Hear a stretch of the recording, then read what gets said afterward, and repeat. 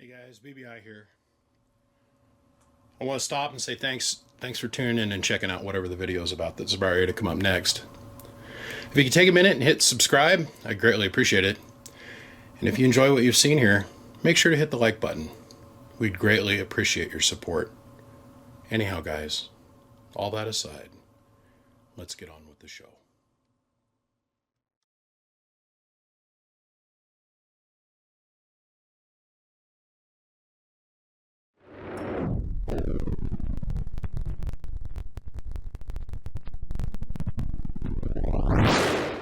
You ever got up out of bed and been like, man, today I'm gonna rule this day. I'm gonna have me a good day.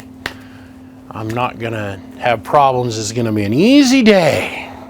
Well, easy day was yesterday. Listen. Everywhere I went today, everybody said I was grumpy, and I'm not grumpy. I'm in a good mood today. I'm a little tired. I'm tired of people telling me how I'm feeling when they haven't even asked me a question or let alone said hi, but it's been one of them days. A lot of people calling. I have a treat especial for all you guys to look at. I'm really excited about this. I don't know who this dude was, but man, I dig his style. This on-off switch here is held in with an Allen screw and it's easily removable. It goes right on this one switch. What I have for you here today is a very special, very rare, hard to find amplifier.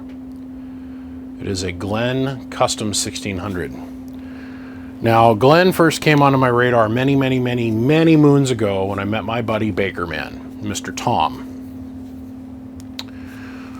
Tom has got himself a 6-tube Galaxy Glen.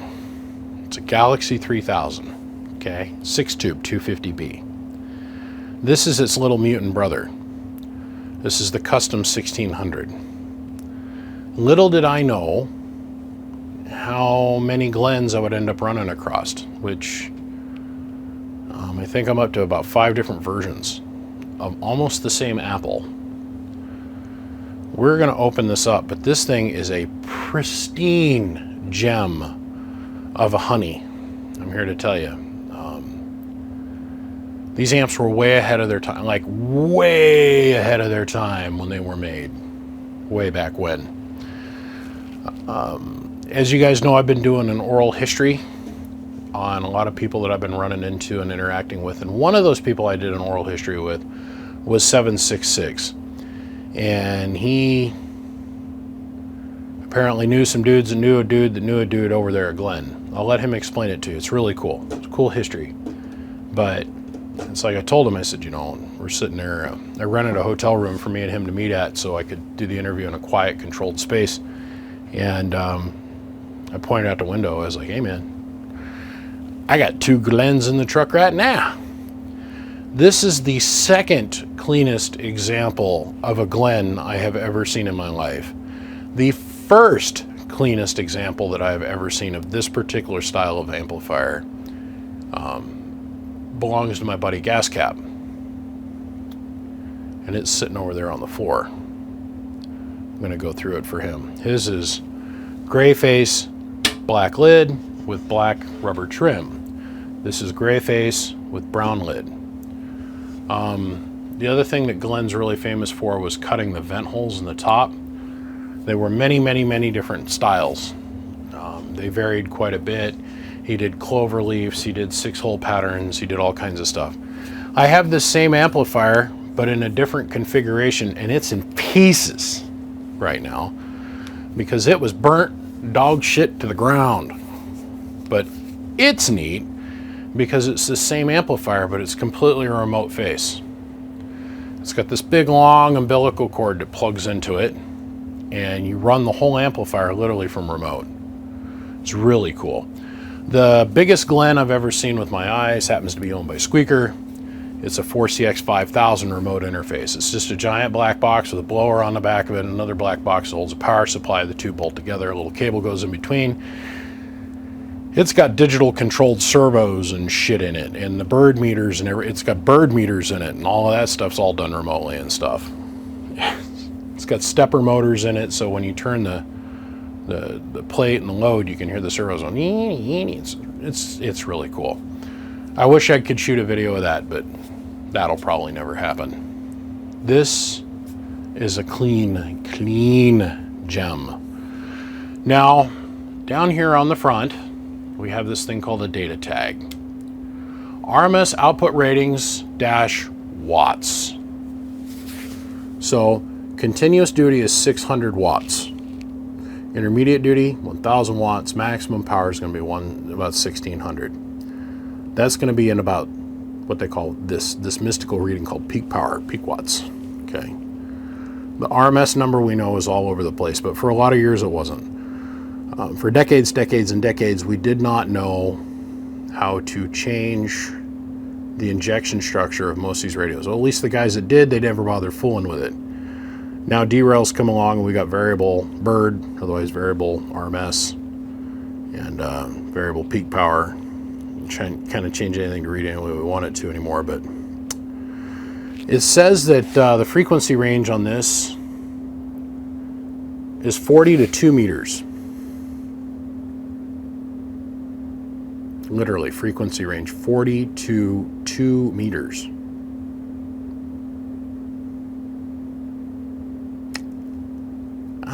No. This is a mono BAM box. They used to print all kinds of crazy stuff on the front of the amps to get around different restrictions way back when. There's no way this will ever work on 2 meters. Not today, not tomorrow, not any day of the week. When you get to 2 meters and you use 250Bs, you have to use a thing called a tuned cavity, which is it's a neat process. I did a 2 meter amplifier that had a pair of 800s or a pair of 450s in it, 400s, a pair of 400s in it. You might want to go back and look at it. It's a 2 meter bass amp. I think it was full legal limit and some more with only 5 watts of power.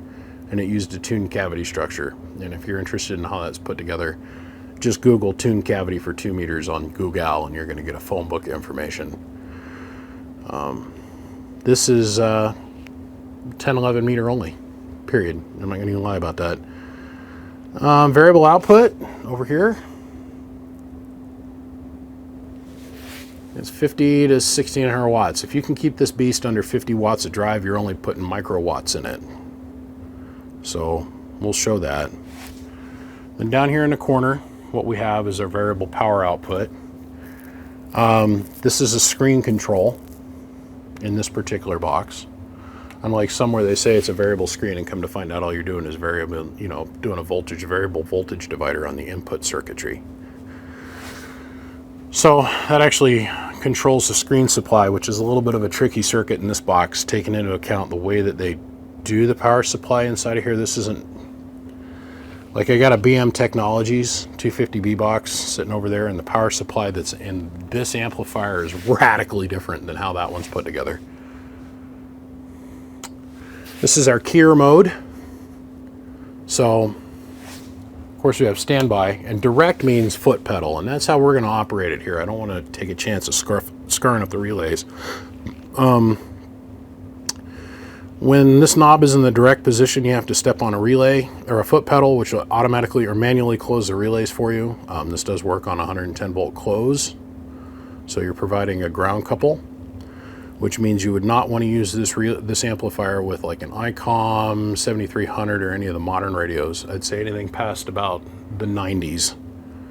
I would not trust the little micro relays they put inside the relay to carry this. You're going to want to go buy yourself a mother effing junk interface box or get yourself a manual key set up somehow. These are auto modes. That's an auto sense for AM and an auto sense for sideband. And once you hear how this thing runs, I would hate to run sideband with this amplifier, because if it's anything like Tom's, once again, Bakerman's 6-tube Glen, it's got a giant relay in there that goes quack, quack, quack, quack, quack, and it cuts the high voltage. It's impressive. Very loud. So if you're sitting there trying to talk sideband, you'd hear this thing sitting next to you on the table, clack, clack, clack, clack, clack. We're going to run it in direct. Okay. So let's zip on over here to our control interface. So when we turn this on, click, we're going to grab the skeleton skull, we'll flick it up. It is going to go and it's going to turn on, the blowers are going to come up, and we're normally going to have one light come on. I don't know particularly how this setup is going to trim out, but we'll see. This is a trip to tell you that you've either got a screen fault, a high voltage short, or something's gone on. There's a very rudimentary through whole board or through board technology based IC processor computer that sits inside of here. Very rudimentary. Think like pre-Commodore 64 computer. Okay, very basic logic memory that's in this thing. And it looks at a whole bunch of different voltage settings. It looks at how the screen supply, how much current it gets. It looks at the plate voltage and how it turns on. It controls the step start circuit to this thing. It's also got a timer circuit. So that light comes on.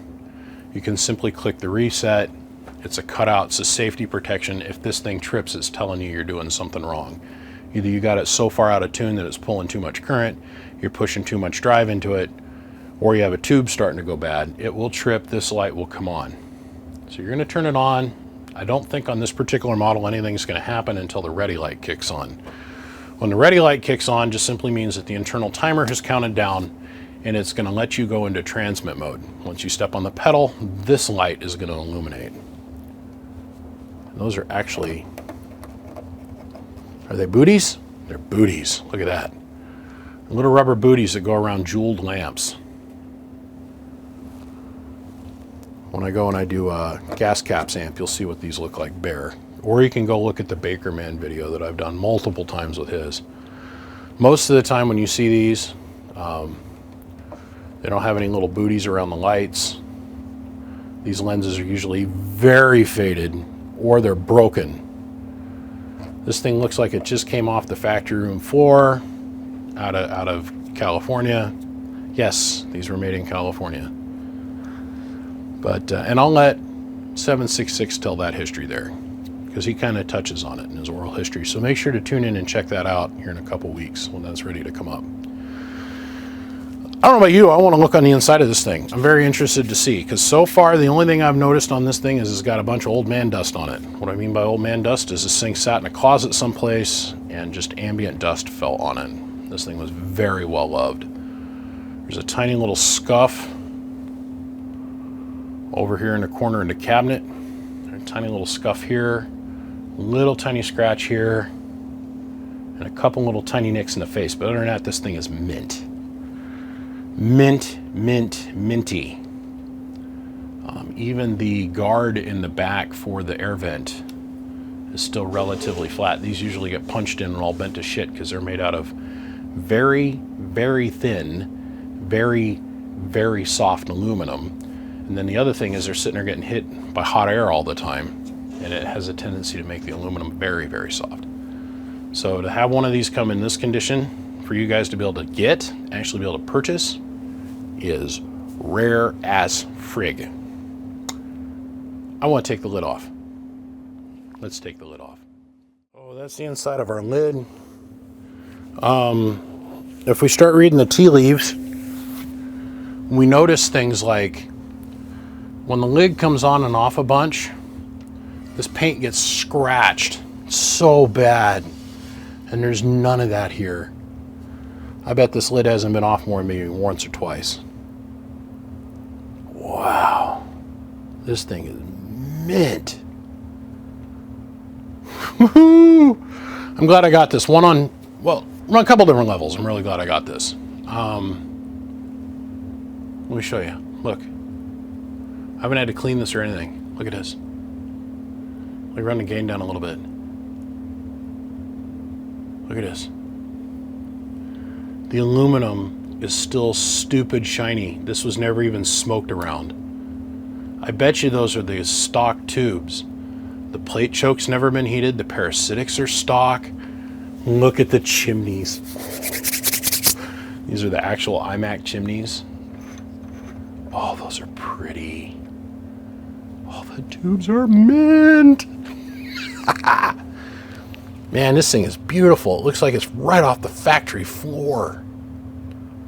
Holy cow. The tank coil's still shiny. I don't even want to stick my fingers in there and touch it. I'm fighting the urge to go, ooh, shiny. I don't want to touch it. I don't want to touch it. Wow, that is pretty. Oh, man. So for me to run this safely, you guys, on the 6-tube Glen, by the way, there's a big relay that sits over here in this space. Amp is the same size. There's just another row of tubes here. There's a big relay that sits over here and claps the shit out. When you step on it, it's quack. For me to run this safely, I've got to let this do what they call a cooking process. Okay. Yeah, hold on. I'll come back to that.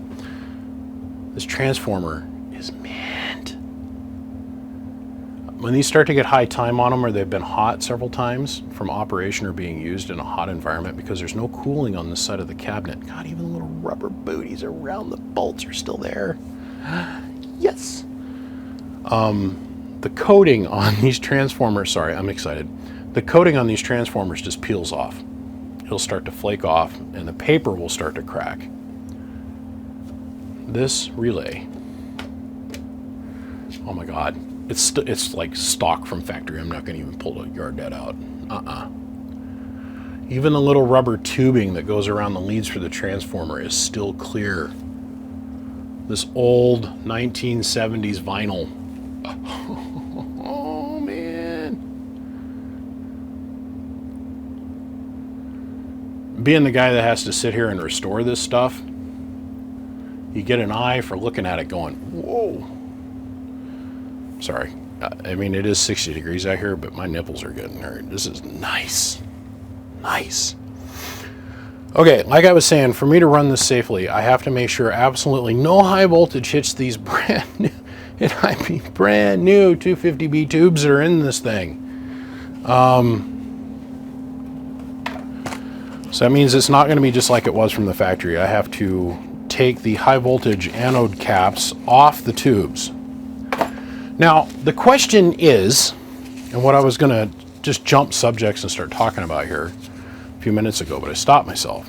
And let's just say we're going to use hand condoms to remove this, because I don't want any oil off my hands getting on here and leaving a fingerprint anywhere in here.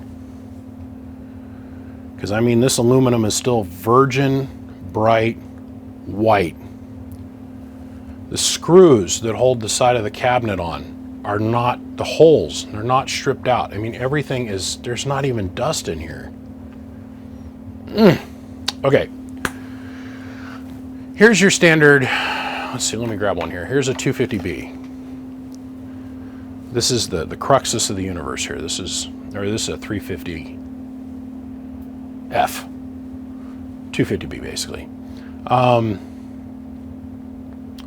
Always wondered why you had to run the tubes. Like if this tube, let's say I get this out of an NOS box, new old stock.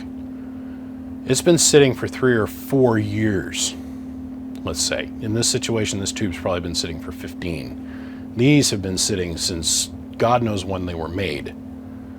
Okay, I know that these amps, their productions were in the 70s, the late 70s to the very early 80s. Okay.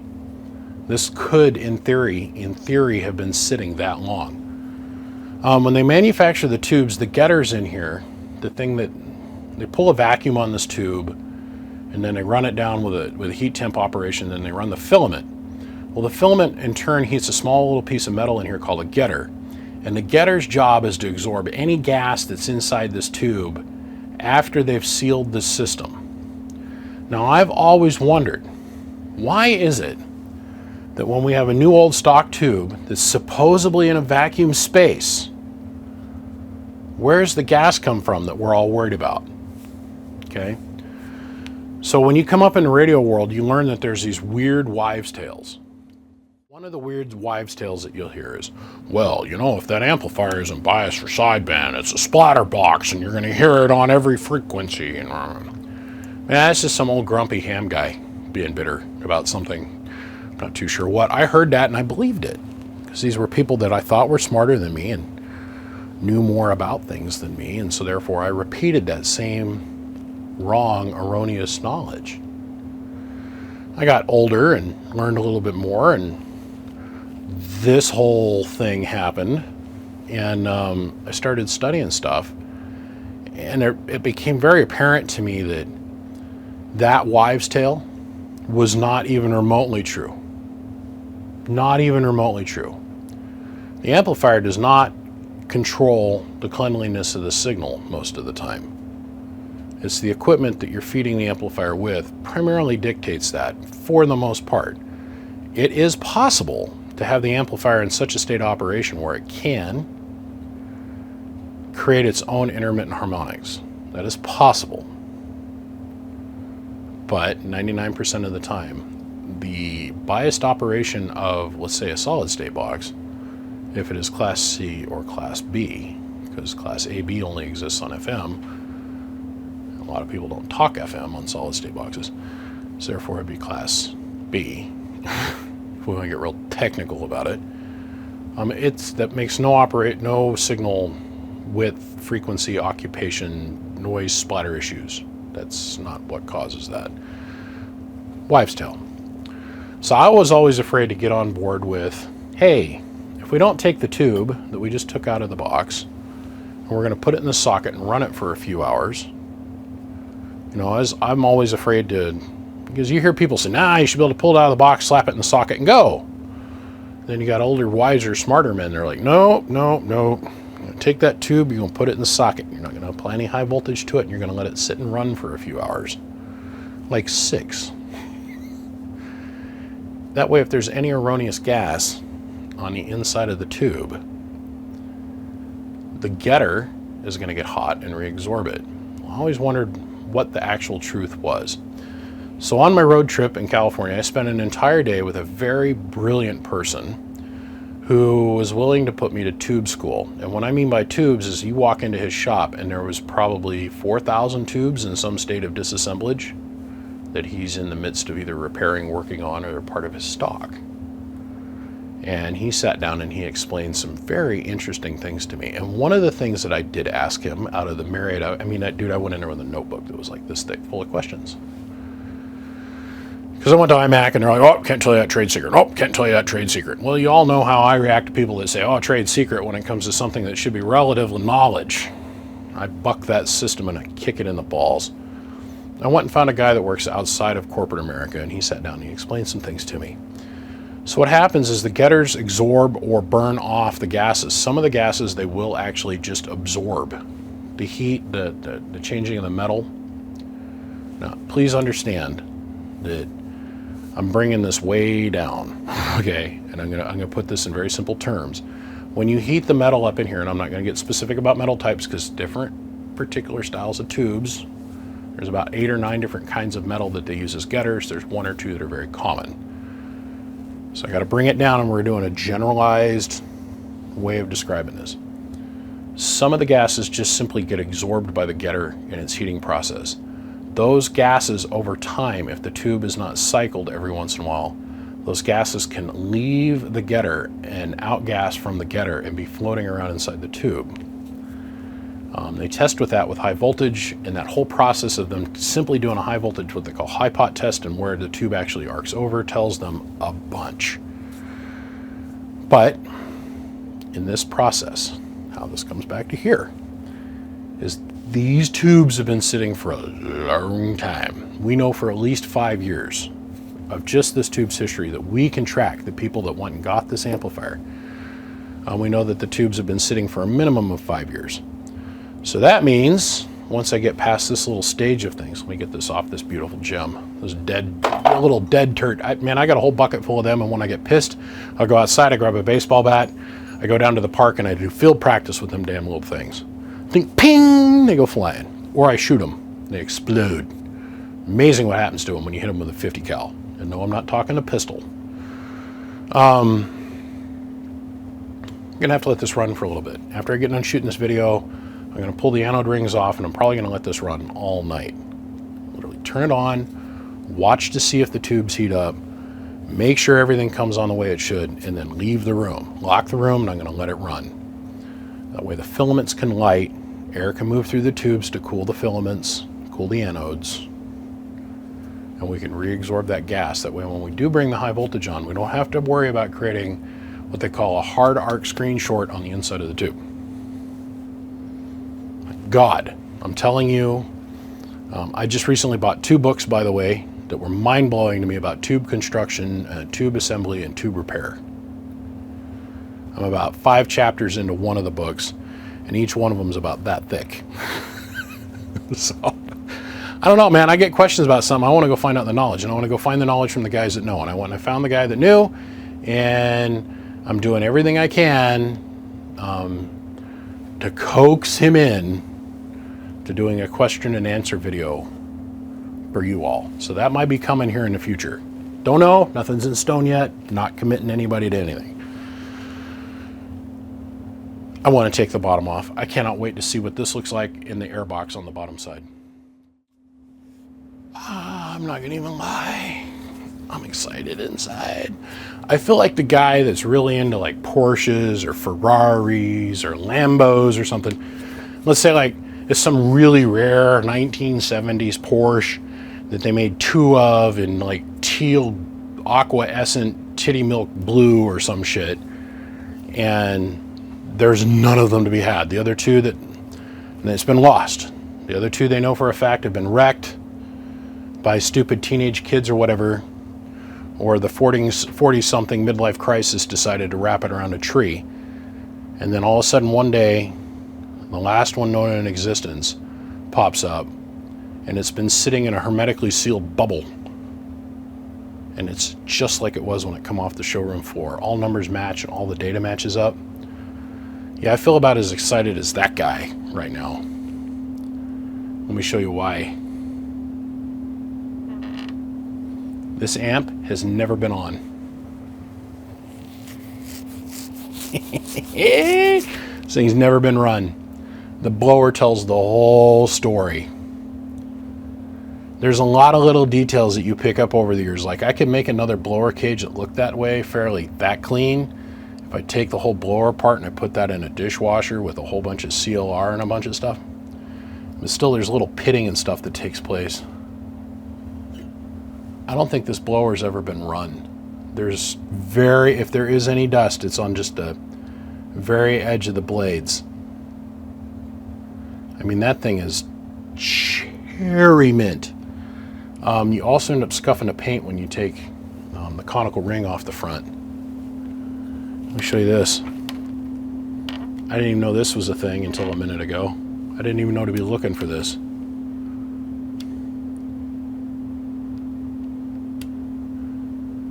From the factory rubber booty. The other thing that happens is that this is your input capacitance adjustment point right here. Let's tone that down there a little bit, big guy. This is your input capacitance. I don't care who you are. About the second time you put a screwdriver in this slot to adjust it, the little fingers on that copper stock get bent and they get scuffed off. And then all the way around that nut, it's got where somebody slipped a screwdriver off. The coax connectors on the back of this thing, there's not even any scuffs around the paint where somebody has taken and spun their fingers around. The fingers on the inside of that coax connector, the finger stock that makes the connection on the inside, I need a pointing tool. Come here. Come here, pointing tool. The finger stock here is not even scuffed. I honestly feel that I don't think that this thing has ever been even on. Let's go ahead and we'll graduate up here to the ground lug. Once again, the ground lug is usually always covered around with, that's dirt. That's dust. That's not a scratch. This ground lug is always, this nut's always rounded over. Look at that. It's like minty mint. I mean, this might not be directly from the showroom floor, pristine, but this is the closest we're gonna find almost 50-something years later. Let's see, what would it be? Yeah, almost 50-something years later. So continuing on, our direct connect switch, the labels are still on it. Once again, that was the very first thing I noticed that rubbed off on Bakerman's. Finger stock, once again, on the connector. Not even scratched. The paint around it's not even scratched. Meter adjustment, mint. I mean mint. Look at that. The fuse holders, they're not even dirty.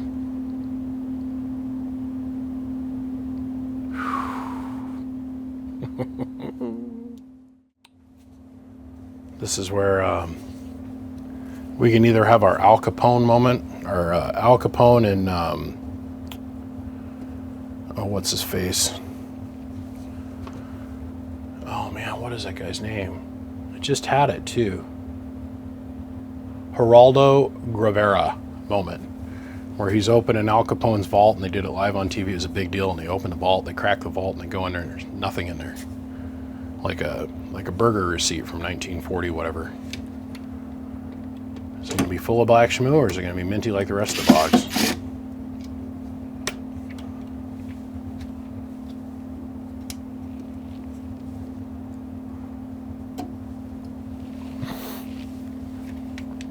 Okay, last screw.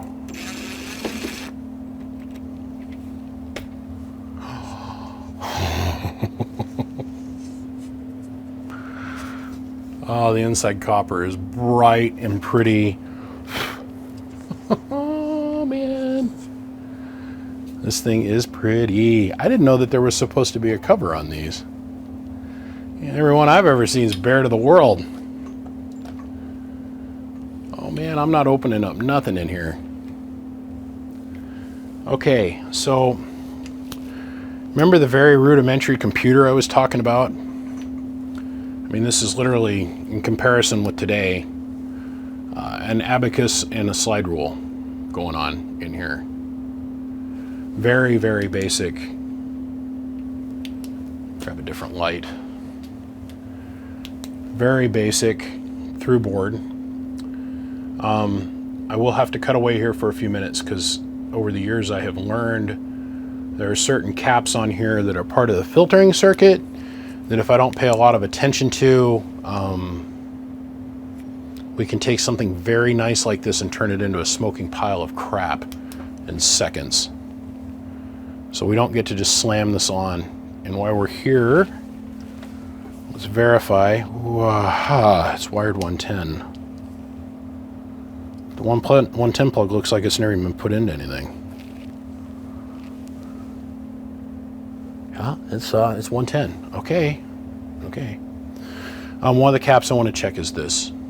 Honestly, as part of the screen supply, this cap and this cap, I've had problems with in other Glens, and they like cleared the inside of this thing. Wow, man, this thing's pretty. Oh, that is mint. So seriously, okay, so on the other Glen that I've seen, there's like silicone. They took silicone, they squirted it around the power wire up in there. Yeah, so there's so much. The silicone glue is still all the way around the airbox. I don't know if the camera's picking that up or not, but here.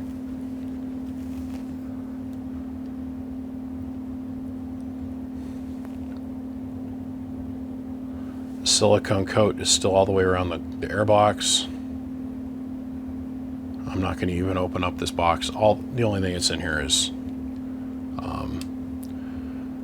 the way this amp works is the tubes are really sensitive. The 250B tube is really sensitive, and to keep you from burning it up, they've got a high-low switch, and right in front of the airflow, like right about here on the box, they've got a resistor pack, a couple of resistors, so the air's got to flow over that pack of resistors. It's actually about 8 resistors in a stack. I could show it to you on Gas Cap's box because he's got the blower motor off, but nah, we're not gonna do that. This thing's virgin. I mean virgin.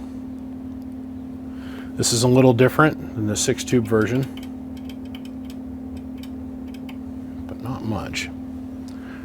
You release this and you'll see that this transformer's got multiple taps. Release this cover and there's a whole bunch of different series of taps. And the wires come in from the transformer back here and they come down. They spread off in a tree formation to the different rectifier stages. Really interesting. The screen supply is actually pulled off of here, part of it. This supply over here has got multiple different taps to run different things. This is a filament transformer, and also it's got a secondary setup that runs the electronics. But they literally assembled this and then they shot the whole inside of this with clear. I didn't know that. That's neat. Everything in here is so shiny and pretty. Okay, here's a good example of what I'm talking about.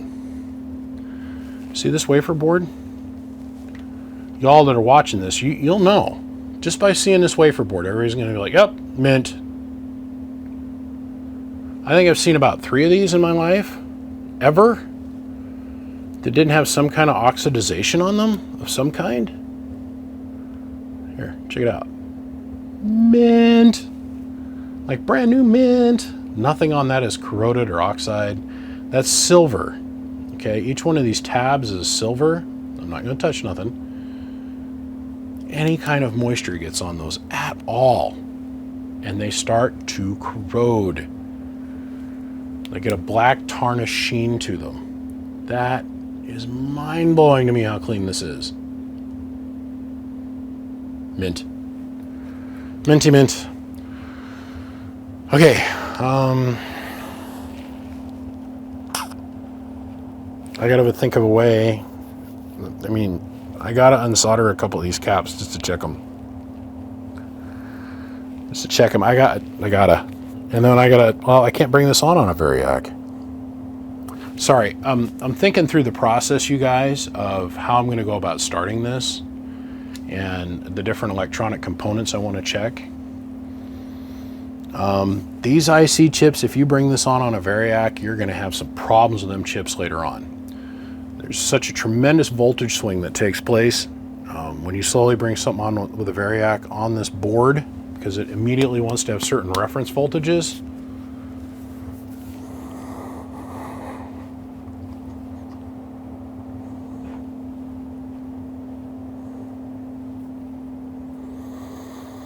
I'm going to think about this one for a minute.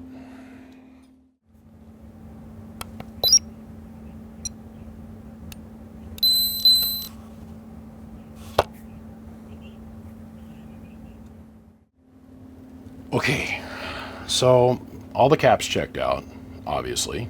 I mean, checked out really good. I even disconnected all the capacitors in that one board down there. Oh, these are Amprex. Minty. Look at this. That I have literally never seen. I've literally never seen a tube that clean in my life. Before you say new old stock, no, these are just new. Okay, so all the electrolytics test out on this thing, perfect. God, the sockets are even minty. I mean, there's like not even any decolorization on the pins on the sockets. This thing has never been run, I swear. Okay, anyhow, back on topic. So, it's the prettiest paint I've ever seen. Look at it, it's mint, brand new. We're gonna put our chimneys on everything. We've got all of our high voltage caps hung up here pre-doorknob. Okay, because remember the doorknobs are a high voltage blocker. Don't want these to touch like that, that'd be bad. We're gonna run this for a long period of time tonight. So it is wired 110. Let's do this to it. Okay, so this is our high voltage connection and our probe, our 100-to-1 reduction probe. It goes to this meter, this amplifier. I just love this. Just love this. Goes to the Variac, and the Variac we're going to plug into a committed 20 amp 110 outlet. Okay, so we got our anemometer out. An anemometer is a very fancy word for wind gauge. We've got our FLIR up and running. This is what our tubes look like cold. And 0 CFM for exhaust air. Okay? This is our plate voltage. We're not worried about our filament. I'm not taking this thing that far apart to check it. If the tubes light up, we're going to call that good. Our 20 amp variac going to a 20 amp committed 110 outlet. Let's go ahead and slowly bring this on, but fairly rapidly. I'd like to bring this up fairly quickly to help protect the electronics on that IC board. It's not fighting me.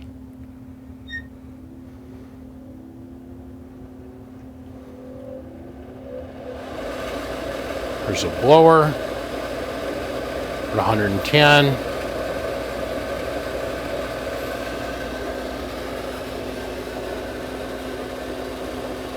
We're at full trip.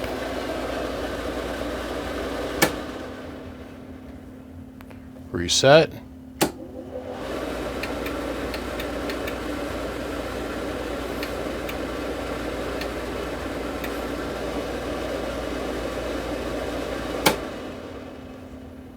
All right. Let's sit here and watch.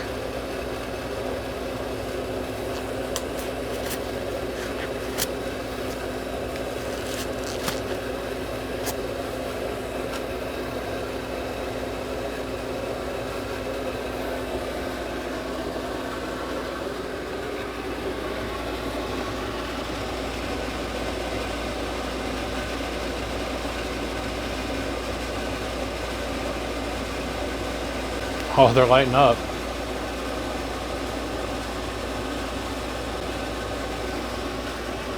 Yep, and they're all coming up evenly.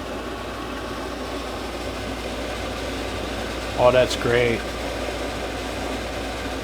Okay. So the filaments are lit. I don't care anything about this trip light at the moment. The filaments on the tubes are lit. Make ready. We're good to go.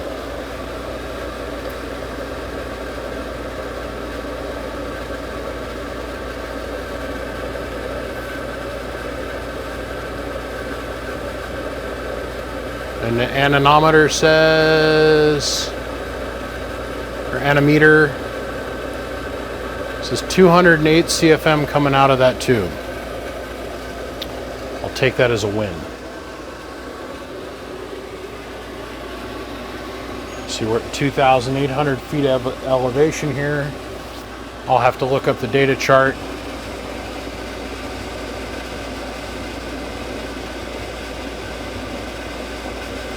Tubes are at a nice, well, that's false data actually if I think about it.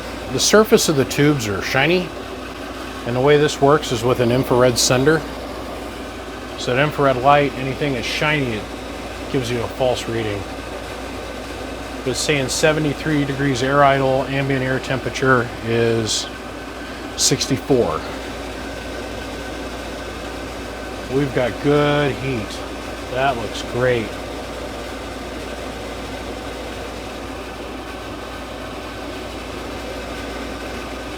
All right. This is where we sit for the next, at least 6 to 7 hours.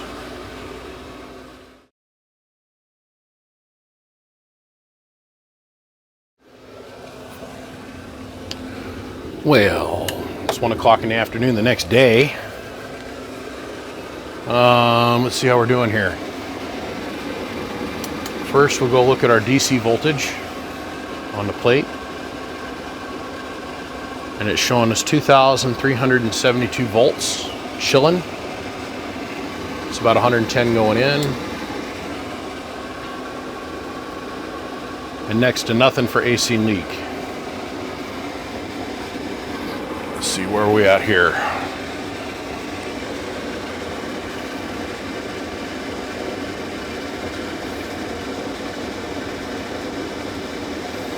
tubes are nice and good.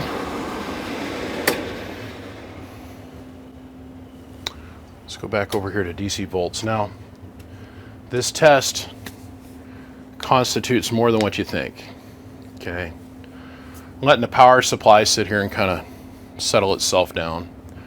We're checking our tubes. That's our primary goal. But now we're checking the whole system of the amp by sitting here and just let it idle. If any of the electronics in this thing had a problem, they would have broke down at this point. I'm not a big fan of turning this old school stuff on and slamming it to 11. Turn it on, let it sit. If there's a weak component in there, it's going to present itself. The power supply is going to start leaking because it's gotten warm. Everything's in here is warm. It's at its temperature. I mean, the room temperature is... Oh, I got the air conditioning on. It's probably 68 in here, 70 degrees. Amp is at its best potential it's ever going to be at this minute. You just can't get in a rush with tube amps. You can't. It's either going to kill you or it's going to cost you a lot of money. First time you start hurrying with one of these things, it's going to kill you or cost you a ton of money. You'll notice that I had to put a pad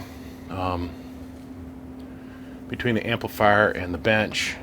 This thing was rattling a little bit from the blower motor. What I didn't show you on video is we shut this down. And I took the blower motor and I put machine oil in it, sewing machine oil on the, there's felt pads that are at the base of the blower motor and in the bearing race at the top. They help keep the brushes on the inside of the blower lubricated. Add a little bit of lube to it and I put it on this pad. It was vibrating just at the right little weird frequency that I came back out, put this pad underneath it. But that's the only thing that's happened. It's been out here running now for, oh geez, 10 hours, 11 hours. So we know it's right. We know this thing is going to run fairly Gucci. Well, let's see if all the hype is real. When this hits 0, because we're at 47 volts right now, still left on the high volts, that tells me that the bleeders are working well. It's all the little details, little small minutia. I'm sure glad that it came here and it didn't just get slammed, plugged in, and run, because it probably would have blown up some shit. Let's let that hit 0. We're going to reconnect our high voltage, and we're going to run it up with the high voltage attached, and we're going to watch and see what happens. Okay, so this should be either quick and easy, or we're going to have to spend some time process of elimination. So I backed the collet rings way off. They're not rubber band tight. We backed them off, but they are making good contact, so we're going to have enough to get a decent high voltage test here. So let's go ahead and let's bring this on with the Variac. And either it's going to be a short jump,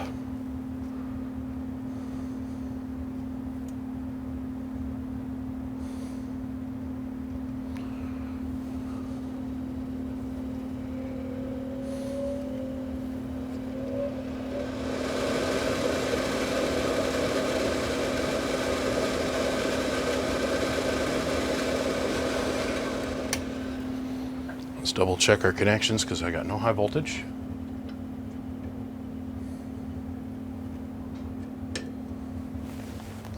There it is.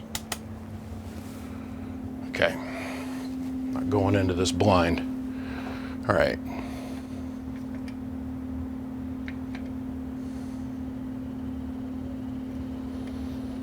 $200 volts, no shorting. That's a good sign. 300 volts, no shorting, good sign. Let's get up on here. There's 4. Okay, we're through the danger zone now, I think. But I'm going to reserve my opinion until we see the full 2,000 some plus volts. Wait for that make ready light to come on.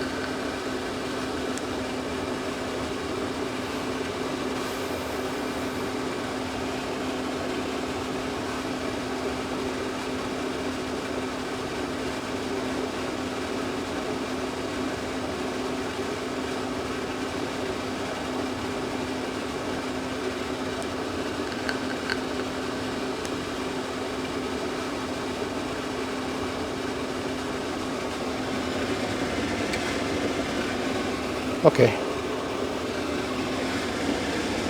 Got our volts. Shut this off. Count to 10.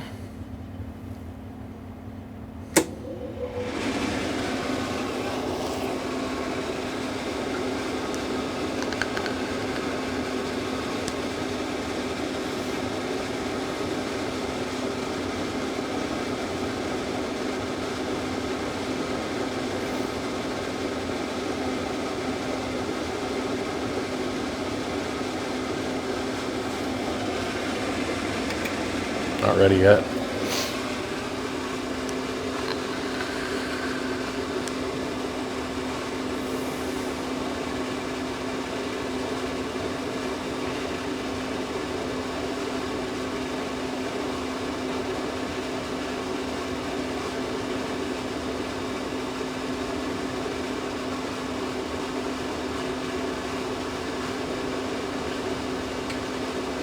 Good to go. Okay, that's what we wanted to see. Now, the next big test is we're going to turn it sideways,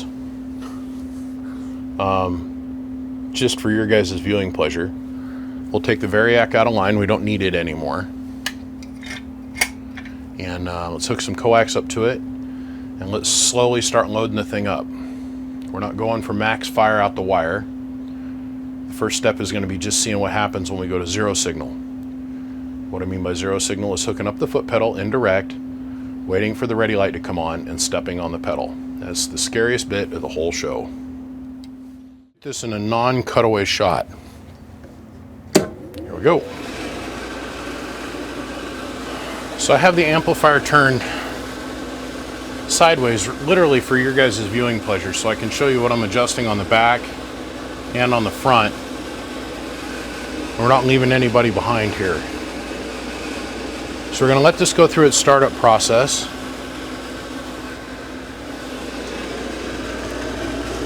And then we're going to step on the foot pedal. It's going over here.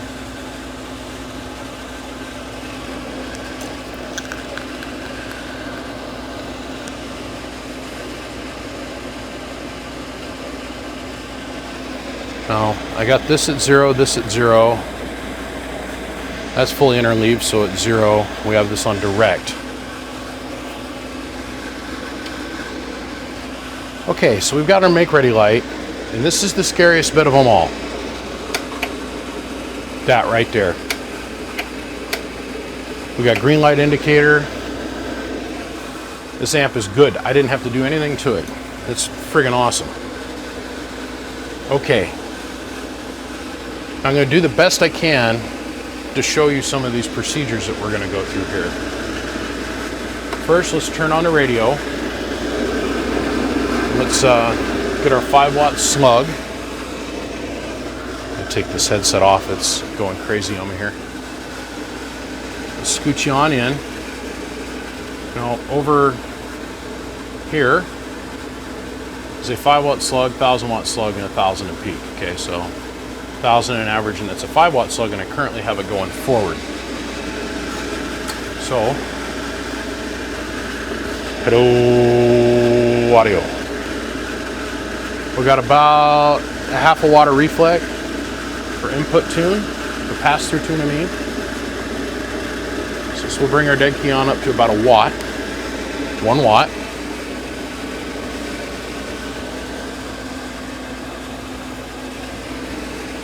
So now,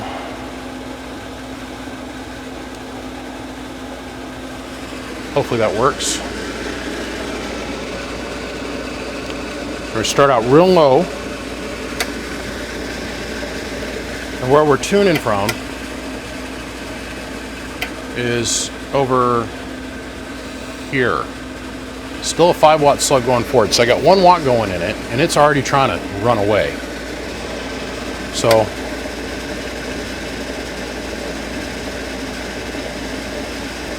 first tuner we adjust is this closest one. It's the closest to the tubes. So this capacitor is matching the circuit to the tubes. This capacitor matches the circuit to the load. Okay. we've just shown you, I'm flipping that 5-watt slug around. What we've just shown you is with 1-watt carrier, we're already on the 1000-watt scale at a 200-watt carrier level, and this is at 0, all the way down. So let's go ahead and we'll dip this to the outside world.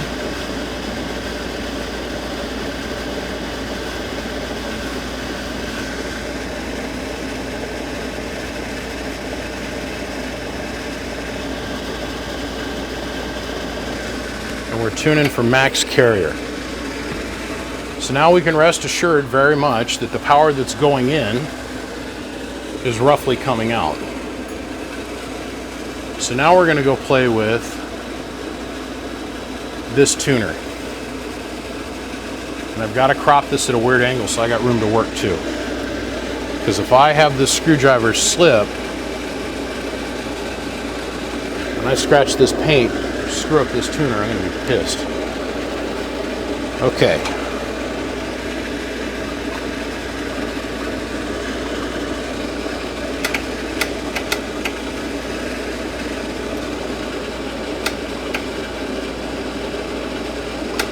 Stub of the foot.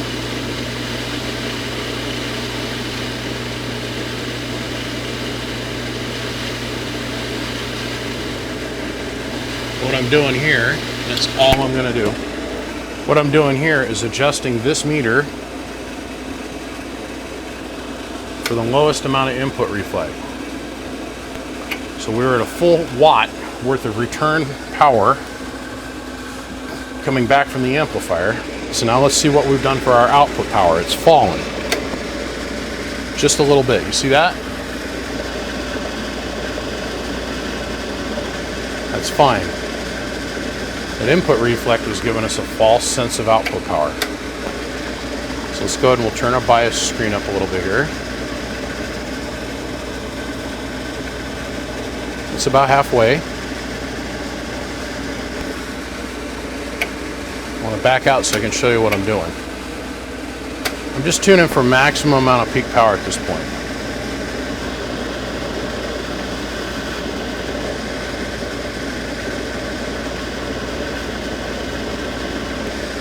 Now let's stop what we're doing. Let's back off for a second. And let's check our tubes. Make sure to add that video, or that picture, Luke. Checking our tubes and we're checking our parasitic suppressors, making sure nothing's crazy. So now that was on low drive. We did all that tuning on low drive. Let's come over here and we're going to put our input attenuator into play. And as you guys can clearly see, we got our bias at about half. We're at about what, 1 or 2 there, and we are fully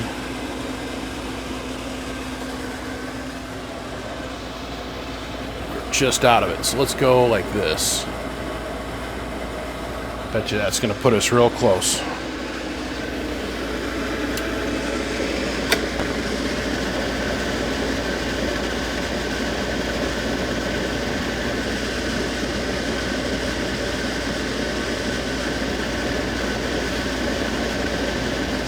That's our 500 watt carrier. So that's where all the knobs need to be. Let's put this up into high. So I flipped the switch on the back to high. A little yellow switch back here went to high. Now remember, with a 1 watt carrier going in, we were getting a 500 watt carrier out. It wants to go, man. This girl is a needle sitting on 0, ready to go to 1,000. Okay. So you're primarily, with today's radios, we're going to run that on low. If you put it up on high, you're going to end up buying yourself new tubes here in a New York second. And I guarantee you're never going to find tubes as new and as good as this. So now let's tune this out for peak power.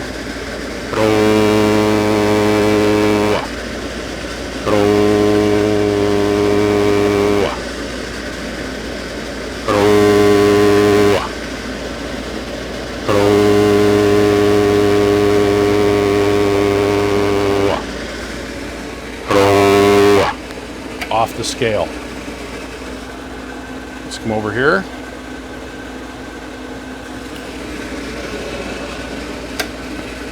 Oh, 1, 2, 1, 2. So we're burying that in the corner. Flip that up to 2x.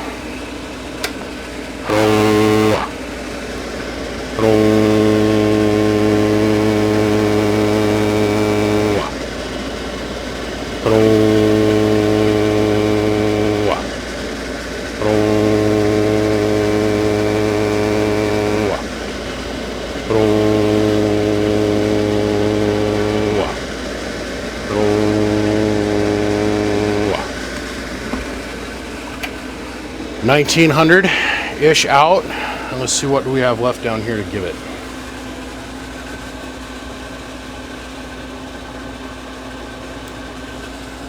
Maxed out yet? We are not. Let's max that out. Remember, we're on low.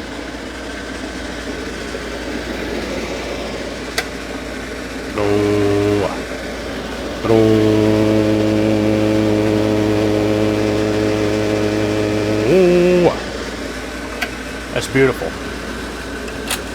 That is the way this box is designed to be operated. Right there. Just a couple 100-watt carrier, let it swing. It'll be happy to live forever. So that's max potential out. On low with our power knob all the way open.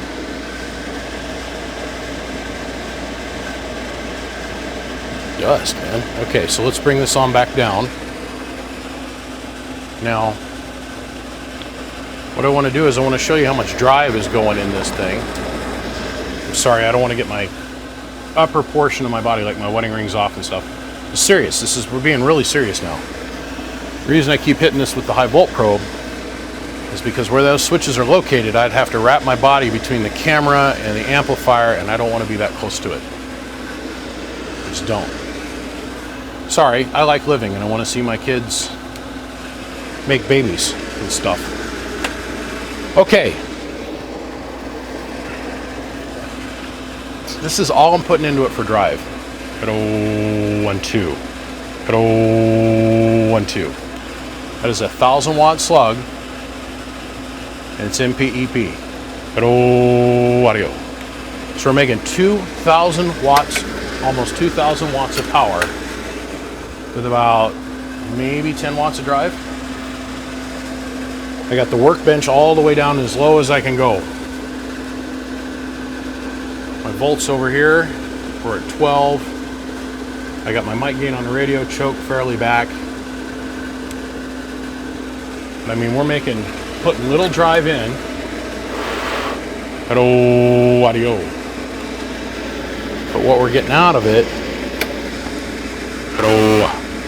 is tremendous. Tremendous. Okay, let's take our screen control.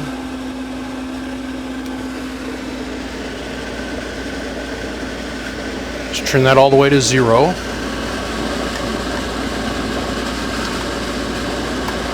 Flip that up to 2. We'll put this back down in low.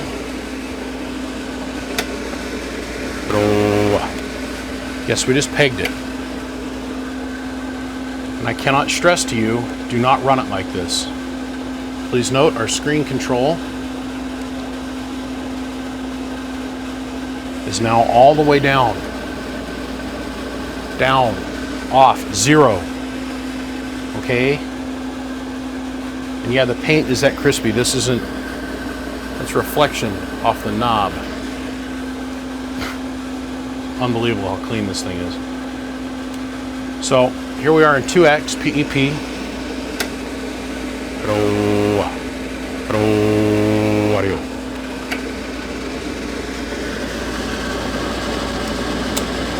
Let's go down to 5x.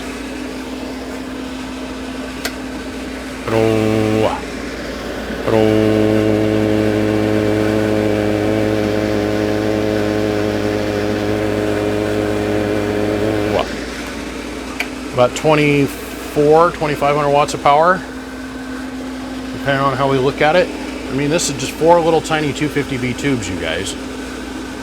Let's get straight on.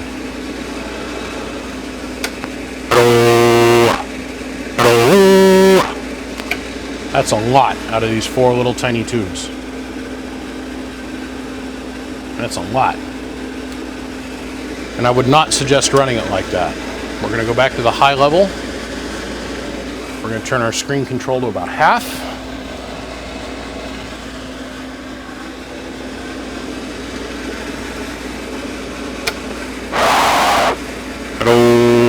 Gets us about 1,000. Back to 1X.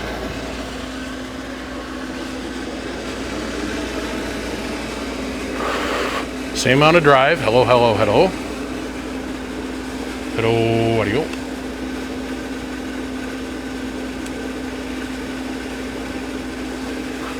Hello, audio. Hello, audio. About 800 watts. Hello. After about half. Hello, audio. This amp is nothing short of perfect.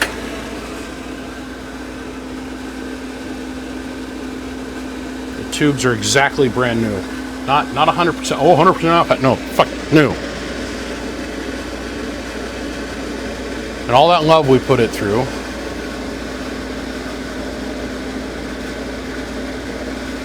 And the tubes are only about 102 degrees.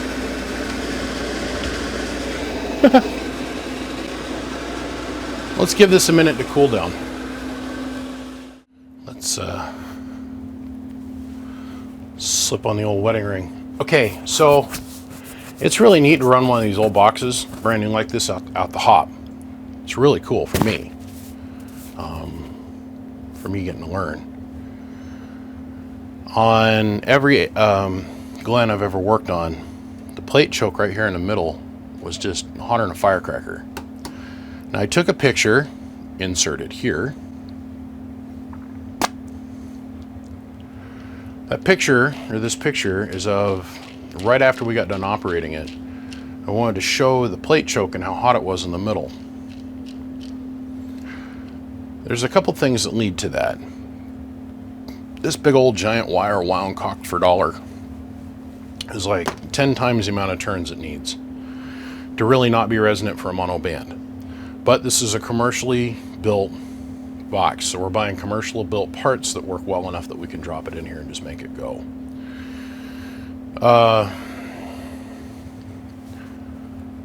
It's going to see the middle of this plate choke's actually kind of like a resistor in certain different ways. That's also where the heat kind of collimates together. But if you ever get a chance to look inside of a Glen, you have one that might be near you, or you have the opportunity to look into one, you'll see that that choke right in the middle is usually darkened. And that's a pretty good indicator on how old the thing is. This thing is mint. Really excited. This amplifier is a beautiful, beautiful example. The guys at the Glen Corporation, I hear everybody refer to this guy as Doc Glen, and you hear about the guys that work there, they call it Glen Corp, and then, you know, they call them the Glen Boys, and I don't know. I don't know what the true history of this is. I'm sure that by me simply putting out this video, I'm going to probably get a phone call from somebody that worked there, or knew the guys that worked there, or claim they knew the guys that dated a gal that might have seen a dude that dated another dude that might have, you know, done something dirty with him in the backseat of a Jeep one time. I don't know. I'd love to hear it. I mean, if you've got first-hand knowledge, I'd love to hear it. I've heard 766's side of the story. You guys are going to get to hear it as well. This thing is as mint as it becomes. I mean, new. Back in the day, this was even back in the day. We're talking the 70s, early 80s. This was like $1,000 or $1,200 amplifier. This thing's new. This should be in a museum someplace. We're going to ask $3,600 for it. And I know somebody out there's going to want to get it, because it's just that rare of a device. The tubes and anode rings, I don't know if this is discharged, so I'm not going to use my finger to point. The anode rings and the tubes will come, and the chimneys will come packaged separately in their own separate container. This is going to come in its own custom 1-inch thick cardboard box that has expansion foam bladders. It'll be all the way around it. This will be wrapped in pallet wrap to protect it. Then expansion foam bladders inside of a custom 1-inch thick or half-inch thick cardboard box. Then on top of that, it's going to be in a wood crate because it's that valuable. It's that rare. Yeah. First one to call me, first one to reach out gets it. But gentlemen, this is a Glen GM Custom-1600. A very, very good fine example. Mint fine example of this piece of equipment. And I'm lucky enough to get to bring it to all you guys. On that note, gentlemen, I'm going to run, walk, and hurriedly shuffle away. Gentlemen, my name is BBI. Without a shadow of a doubt, I'm every day humbled that I get to be here and do these fun little things with you guys. And I give thanks to each and every single one of you guys. Big shout out to Bird, Coaxial Dynamics, Siglet, Excess Power, of course, as always. And as I say at every single one of these, thanks guys. Appreciate you watching. Click, click, click.